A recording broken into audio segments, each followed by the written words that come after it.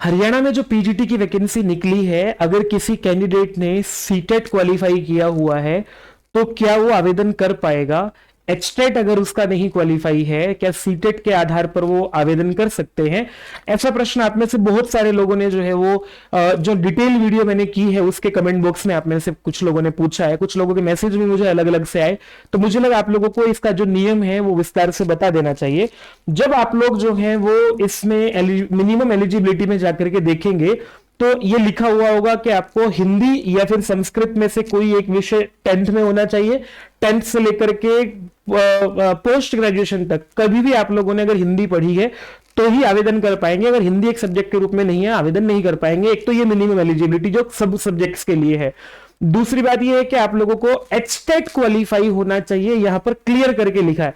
पर विद्यार्थियों का प्रश्न यहां से शुरू होता है कि ये जो स्कूल टीचर एलिजिबिलिटी टेस्ट लिखा हुआ है इसका क्या मतलब है? यहां से आप लोगों का जो है वो प्रश्न शुरू होता है कि इसका क्या मतलब। मैं आपको इसका मतलब बताता हूं।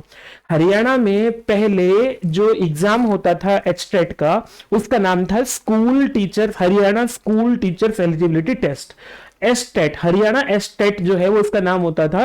पर उसका नाम बाद में बदल करके जो है वो teachers eligibility test, Haryana teachers eligibility test किया गया। एस्टेट जो है उसका नाम बदल करके किया गया।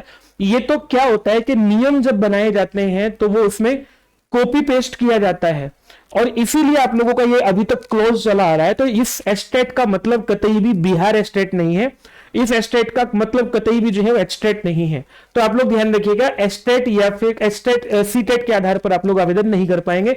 इस पर बिल्कुल कंफ्यूज मत होना आप लोग।